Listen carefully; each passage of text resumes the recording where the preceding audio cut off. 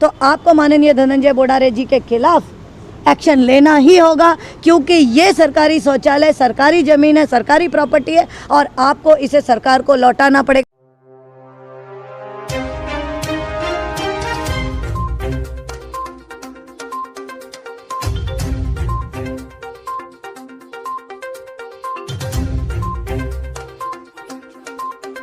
आज लेते एक मुलाकात रात को 1 बजे सरिता खानचंदानी जी के साथ। सरिता जी, आप महानगर पालिका के बाहर रात को 1 बजे धरने पर बैठे हैं, क्या विषय है उस धरने का?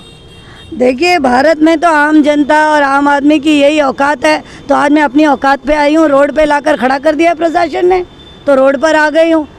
इसमें शर्म अगर आती हो प्रशासन को तो शर्माएं, क्योंकि पहले कहते थे कि कोर्ट जाओ तो मैं कोर्ट चली गई, फिर बोलते ऑर्डर लाओ तो मैं ऑर्डर ले आई। अब यानी ऑर्डर की अमल बजाने की भीख मांगे हम लोग। सारे कानून आम जनता के लिए हैं और जितने कंसेशंस, आंखें बंद, सारी अनर्गल बातें जो हैं फ्री में मिलने वाली, वो सब नेताओं के लिए। क्या मुद्दे पे आप बैठे हो? देखिए, पहले मुद्दे मेरे कोई बहुत लंबे चौड़े मुद्दे नहीं हैं। ये कहा जाता है कि पढ़े लिखे होते हैं ना, अगर आप पढ़े लिखे हो तो आप जागरूक हो, तो मैं पढ़ी लिखी हूँ इसलिए मैं जागरूक हूँ, फिर जागरूक हूँ इसलिए मैं कंप्लेन करती हूँ। या वो कहा जाता है कि भाई हमारी गलतियों को हमारे निर्देशन में लाइए, बड़े मीठी, तो मैंने इनकी गलतियों को इनके निर्देशन में लाया।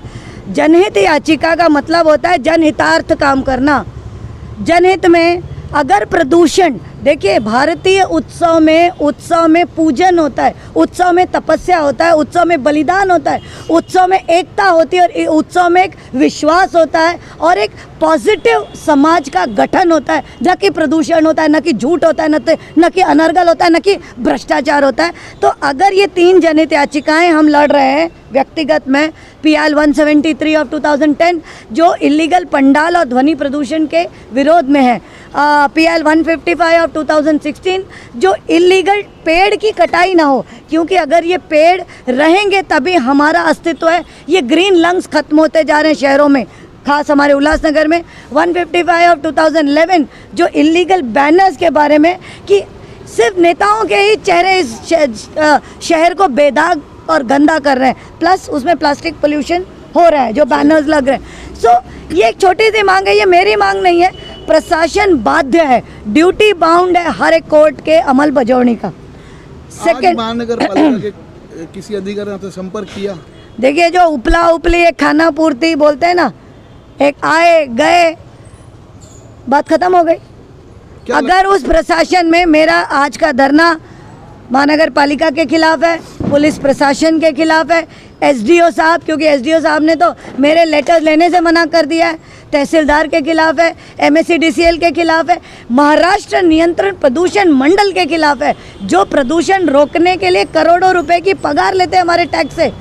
तो ये सारे सबको पता है कि मैं आज यहाँ बैठी हूँ।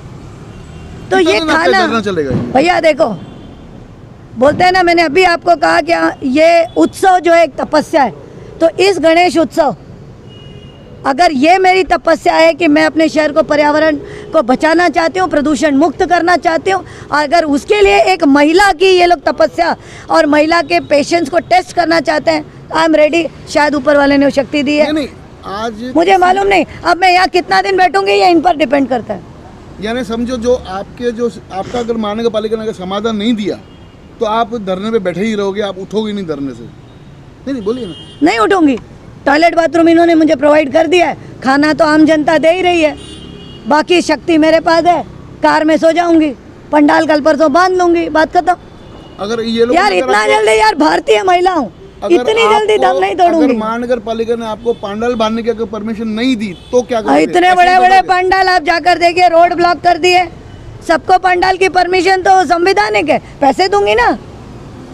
माननीय मुख्यमंत्री जी ने तो उत्सव मनाने के लिए मुफ्त में पंडाल लगा दिया, लेकिन मेरे लिए थोड़ी मुफ्त में देंगे, तो मैं पैसे भर दूंगी। पैसे की बात है ना। तो किस आपने कुछ ऐसे मेरे को सुनने में आया कि किसी नेता के ऊपर आपने कुछ ऐसे कुछ डिमांड रखी कि अगर उनके पास कार्रवाई नहीं की तो मैं उठूंगी नहीं, ऐसे कुछ? नहीं, मैंने, देखिए मैं स्पष्ट कर दूं, मैं कोई डिमांड नहीं। आम जनता को तो डिमांड करने का अधिकार है ही नहीं। एक महानगर पालिका के एक उच्च अधिकारी जी आपके पास आए थे यहाँ पर, तो आपने उनको बोला था कि जगह फलाने फलाने नेता को लेके केस करो, नहीं तो मैं नहीं उठूंगी। वो देखिए नेता कौन है? देखिए भ्रष्टाचार का एक एग्जाम्पल कि जो नेता होते हैं उन्हें लीड बाय एग्जाम्पल करना होता है, उनको सच के रास्ते चलना होता है, ऐसे कहानी है। लेकिन जब चलते नहीं है, लेकिन जब पकड़े जाते हैं तो उन पर कार्रवाई होनी चाहिए, क्योंकि आपने अगर गाड़ी यहाँ वहाँ खड़ा कर दी, आप पे चालान कटता है। गाड़ी बिना परमिशन पार्क कर दी, आप पे चालान करता है। 4 गोनी सीमेंट आ गई तो आपका इलीगल, नहीं सुनिए रुकिए, इलीगल यानी आम जनता की छोटी छोटी बातों पे केस हो जाता है, पनिशमेंट होती है। जब शिवसेना के दिग्गज नेता धनंजय बोड़ारे जी जब वो एक सरकारी शौचालय को हड़प करते हैं, ऑफिशियली हमारी ये महान महानगर पालिका उनको लिख कर देती है कि जा, मैंने तुम्हें दे दिया ये जागीर, और ये this should be used as शिवसेनाच्या जनसंपर्कासाठी।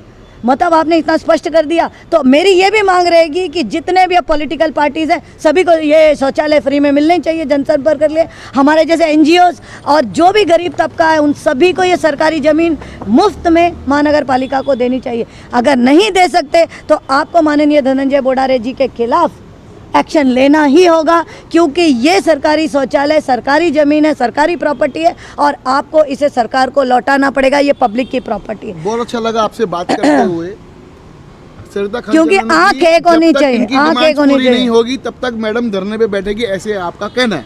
ऐसा मेरा कहना नहीं, ऐसा मेरा एलिगेशन प्रशासन के ऊपर है कि एक महिला को आज रात 1 बजे तक मजबूर करके परिवार से दूर, यहाँ पे तकलीफ में मच्छरों में मुझे बैठाकर, और आप मजे मार रहे हो, और आप भ्रष्टाचार और प्रदूषण को बढ़ावा दे रहे हो। इससे शर्मनाक स्थिति शायद कोई नहीं हो सकती है।